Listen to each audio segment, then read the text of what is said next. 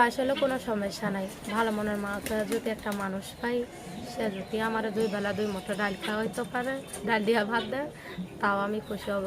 কিন্তু আমার মনের মতো একটা মানুষ চাই, বয়স হোক বা বয়স মানে কম যে হোক। মানুষটা তোমাকে ভালোবাসবে সে মানুষটা বয়স যাই হোক কোনো সমস্যা নেই, না। যে ভালো মনে ভালোবাসবে তার সাথে তুমি সংসার করবা, হ্যাঁ। এই তো।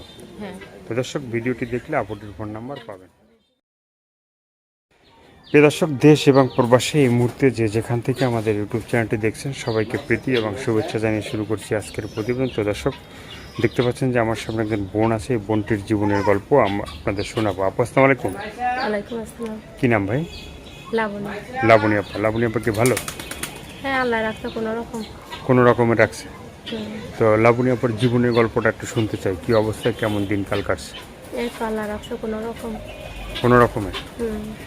তো যেহেতু কোনো রকমের রাখছে, হ্যাঁ, তো এই যে ভিডিওর সামনে আসা হইলো কি, মানে কিসের জন্য? মানে আছে না যে একটা সমস্যা থাকে, কেউ হয়তো মানে ফ্যামিলির সমস্যা, দেখা যায় বাবা মা অসুস্থ বা খাওয়া দাওয়া করতে পারতেছে না, সেই কারণেতে আসে। তো তুমি যে ভিডিওর সামনে আসলা, তো তোমার ফ্যামিলির সমস্যাটা কি? এই তো সমস্যা, ঘরে মনে করো তো খুব অভাব, এজন্য প্রতিবেদন আসতে বাধ্য হলাম। কারণ খাইতে পড়তে অনেক কষ্ট হইতেছে, বাবাটা অসুস্থ। আমরা ভাই বোন হয়েছে 3টা, 2টা বোন, একটা ভাই। হুম। বাবাটা অসুস্থ মানুষ, কাজকাম করতে পারে না, নিজে বাসা বাড়িতে কাজ করে সংসারটা চালাইতে হয়। হুম। এজন্য বললাম যে প্রতিবেদনে যাই, কোনো ভাইয়ের যদি মায়া দেওয়া লাগে, যদি সহায়তা করে পাশে দাঁড়া, মনের মতো একটা মানুষ পাই, বিয়ে শাদি করতে চায়, তো বিয়ে শাদি আমি বসবো।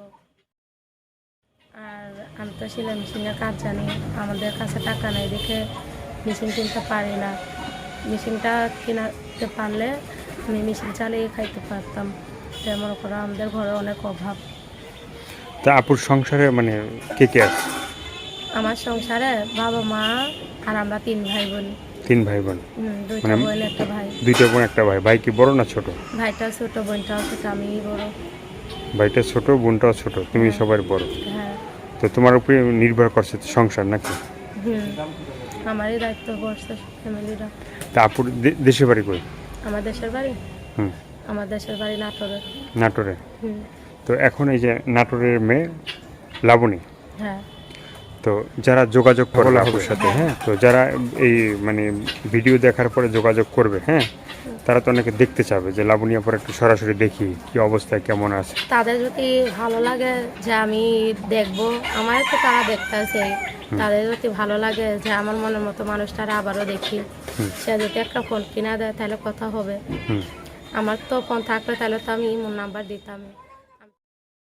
বললাম যে আমার বাটা মোবাইল, আমার ইমো সেট নাই। সে যদি কিনা দেয় একটা, যদি মনের মতো মানুষ করতে চায় তাহলে নিজে থেকে কিনা দিবে।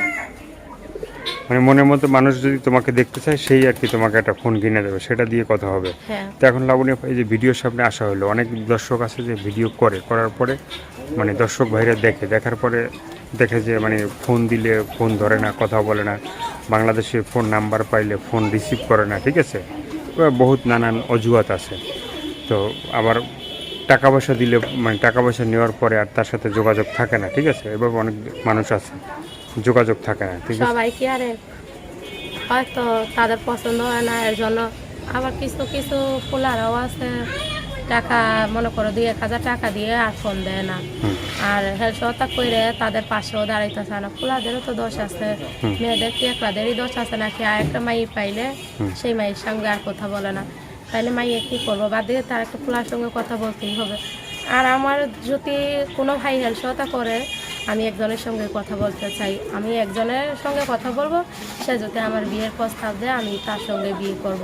আমার 10 জনের প্রয়োজন নেই, 10 জনের সঙ্গে কথার সময় দিয়ে লাভ নেই আমার। যদি কোনো ভাই পছন্দ করে, আমি একজনের সঙ্গে কথা বলবো, আর সে যদি বলে সিম অফ করে দিতে, নতুন সিম কিনতে, আমি সেটাও করব। কিন্তু মনের মতো হইতে হবে।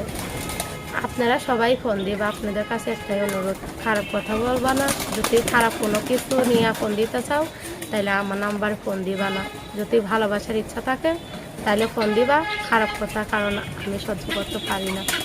আমি এসে 5 ওয়াক্ত নামাজ পড়ি, আমরা গরিব হইতে পারি, আমাদের মনটাও কিন্তু গরিব না। আমি 5 ওয়াক্ত নামাজ পড়ি, কোরআন শরীফ প্রথম দিছি।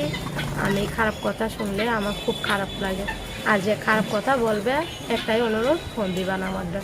ফোন দিবে না। হ্যাঁ। তো দর্শক কথাগুলো শুনলেন, ভালো লাগলে অবশ্যই তার পাশে থাকবেন। সাহায্য সহযোগিতা, প্রেম, ভালোবাসা, বিয়ে শাদী যে যেটা করবেন সেটা আপনাদের একান্তই ব্যক্তিগত ব্যাপার। ভালো থাকবেন, সুস্থ থাকবেন, 5 ওয়াক্ত নামাজ পড়বেন আর দেশটাকে বেশি বেশি করে ভালোবাসবেন। যারা নতুন, চ্যানেলটি সাবস্ক্রাইব করে সঙ্গে থাকবেন। সবাইকে আল্লাহ হাফেজ, সবাই ভীষণ ভালো থাকবেন।